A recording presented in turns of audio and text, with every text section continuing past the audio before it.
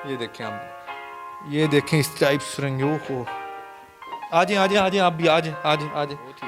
अच्छा, सुरंग की साइड ये सुरंग मुझे लग रही सामने, ये सुरंग आपने अच्छा एक सेकंड साहब भाई, मेरा सवाल है। अस्सलाम वालेकुम नाज़रीन, मैं हूँ काशिफ गुलजार। आज एक ऐसी वीडियो लेके आया हूँ, आपको मज़ा आ जाएगा। पाकिस्तान का आखिरी गांव, बिल्कुल इंडिया के साथ बॉर्डर पे खड़ा हूँ, समझ लो। इस गांव में एक हवेली है, तकरीबन 250 साल पुरानी ये हवेली है। इसमें ख़ास बात यह है कि इसमें सुरंगें बनाई गई हैं, 2 अदद। एक सुरंग जो है इंडिया की तरफ निकलती है और दूसरी सुरंग पाकिस्तान की तरफ निकलती है। वो सुरंगें बनाई क्यों गई ये भी आपको बताएंगे। इसकी चुनाई किस तरह की गई, इसमें लगाया क्या गया और इसको बनाने में कितने दिन लगे, आप वीडियो को एंजॉय करेंगे। सुरंगें भी दिखाएंगे और ऊपर से आपको इसके नज़ारे भी दिखाएंगे। यहाँ से इंडिया भी नज़र आता है, आपको इंडिया भी दिखाएंगे। आप लोगों ने मेरा रहना है साथ। आज सरदार सैफ सिंधु साहब, क्या हाल?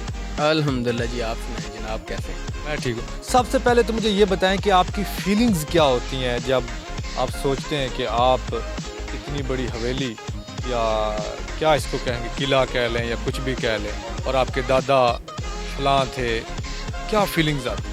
फीलिंग्स तो अल्हम्दुलिल्लाह जी कह सकते हैं, प्राउड होता है अल्हम्दुलिल्लाह, फ़ख्र होता है कि ये जो हमारा एक विरसा है, एक हेरिटेज है, तो हम इस हेरिटेज के मालिक हैं, हम एम्बेसडर हैं इसके हेरिटेज के। तो आपको पता है जो महसूस हम करते हैं वो अल्हम्दुलिल्लाह फ़ख्र महसूस हम करते हैं इसके ऊपर।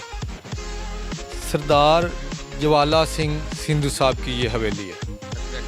अच्छा, अभी भी ज्वाला सिंह साहब की कोई फ़ोटोज़ पड़ी हुई हैं, कुछ निशानियां हैं आपके पास के नहीं? बिल्कुल जी, एग्जैक्टली उनकी जो हमारे जो बड़ों की है, उनकी हमारे पास को 2-3 के करीब 100 तलवारें पड़ी हैं।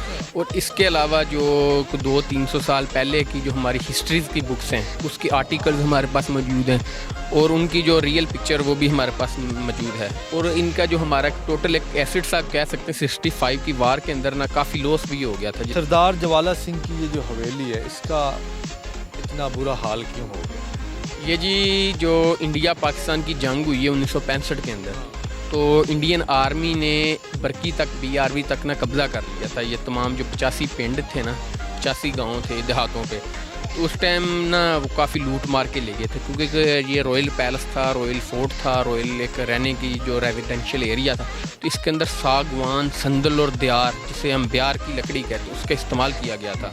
उसके दरवाजे खिड़कियाँ बनाई गई थी, तो बहुत एक्सपेंसिव आजकल के दौर में, तो वो उखाड़ के ले गए थे। इसके अंदर जो आर्कियोलॉजी पॉइंट ऑफ व्यू के मुताबिक बहुत रेल किस्म की पेंटिंग्स थी, फ्रेस्को पेंटिंग्स टाइप थी, वो भी उखाड़ के ले गई थी। बाकी इसको ना डिस्ट्रैय कर गए थे। ये बनी कब थी हवेली, किस सन में, कितने साल? 17th सेंचुरी के अंदर ये बिल्डअप हुई है। इसको 250-300 साल से अबाव इसकी एज है हवेली की। तो इतनी ईंटें कहाँ से ली, इसमें क्या सीमेंट इस्तेमाल किया गया, मट्टी इस्तेमाल की, किस तरह? अच्छा जी, इसके अंदर ना 1 इंच सरिया का नहीं इस्तेमाल किया गया, ये प्रॉपर डार्ट सिस्टम के ऊपर तैयार की गई है। और ये छोटी टाइलों, छोटे ईंटों से तमीर की गई बिल्डअप हुई है। और इसे आजकल की लैंग्वेज में नानकशाही ब्रिक्स कहते हैं उस टाइम में ना, तो आजकल छोटी टाइल्स कहते हैं, नानकशाही ब्रिक्स कहते हैं। और ये हुई थी जी, बुद्धू का आवा था शालामार बाग के करीब, बुद्धू का आवा यानी बट्टा कह सकते हैं। वहाँ बड़ा बुद्धू का आवा कहते थे, आप बट्टा कहते हैं। तो वो बहुत फेमस था उस टाइम। 1 लाख गधा उसका होता था, एक उधर गधे पे चढ़ाई जाती थी ईंटें, एक पे उतारी जाती थी। तो इस हवेली का एक वार आता था, इतनी ईंटें इस्तेमाल हुई। और ईंटें लगी किसके साथ हैं, वो था चूना सिस्टम के ना, आजकल उससे मड सीमेंट कहते हैं, लेकिन उस टाइम चूना था। चूने के अंदर डिफरेंट आइटम्स ऐड की जाती थी, पीनट्स हो गए हैं, दालें हो गई हैं, शीशा जो कूट के होता था, 4 पाई बुनने वाला बान, ये चीज़ें इसका मिक्सचर हो के ये सारा मट्टी और सीमेंट की जगह वो लगा हुआ है।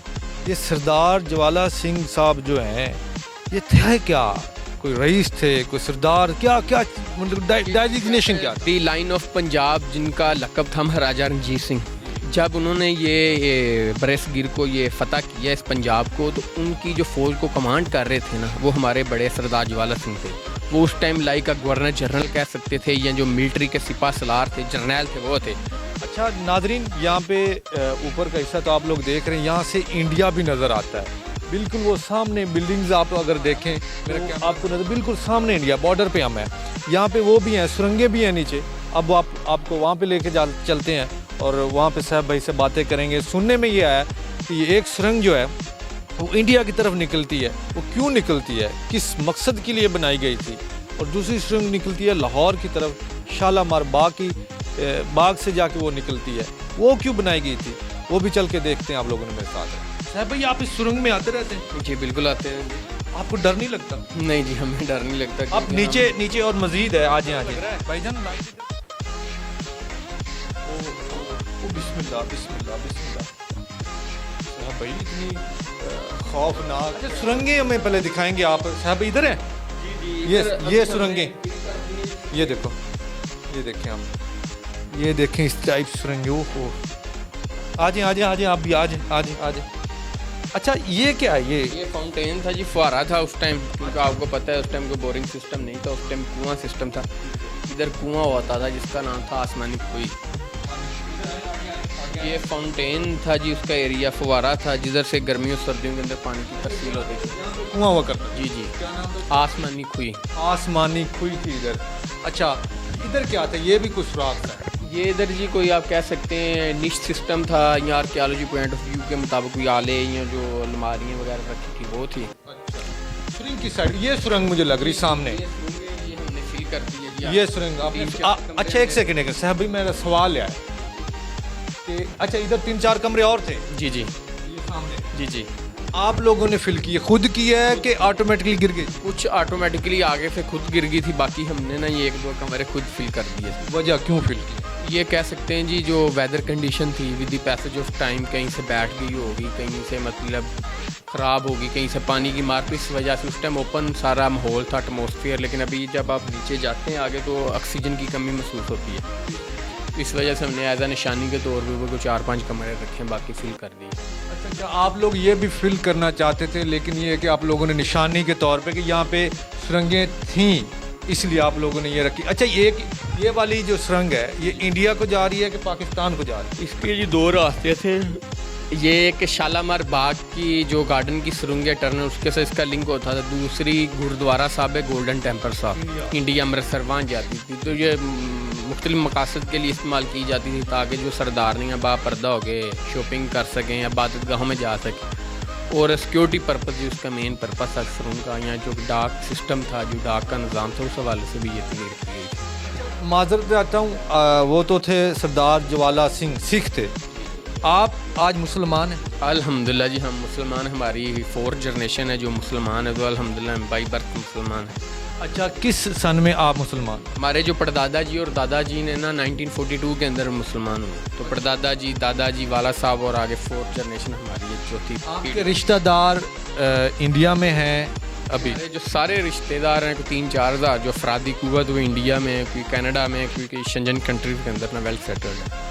यहाँ पे आप अकेला, आपका दादा का जो फैमिली? बिल्कुल दादाजी अकेले। वो भी सारे मुसलमान हैं कि नहीं? वो सिख हैं जी, वो अभी भी सिख? वो अभी भी स्टिल सिख ही रिलीजियस उनका। नादरीन आप लोगों ने देखा बहुत बड़ी हवेली थी। मेरा दिल करता है कि काश मेरे जो दादा परदादा थे उनकी भी ऐसी हवेली हो, मैं उसको संवारूं, उसका ख्याल रखूं। ये थोड़ी टूटी फूटी है। साहब भाई ने कहा कि हम इसको बनवाना चाह रहे हैं, कोशिश कर रहे हैं, वारसीसी से बातचीत चल रही है। आप लोगों ने ज़रूर इस हवेली को एंजॉय किया होगा और इस वीडियो को भी एंजॉय किया होगा। अगर आपको वीडियो अच्छी लगी है तो लाइक, सब्सक्राइब, कमेंट वगैरह सब कर दीजिएगा। आप लोग यहाँ पे विज़िट करें, आपको बड़ा अच्छा लगेगा। अल्लाह।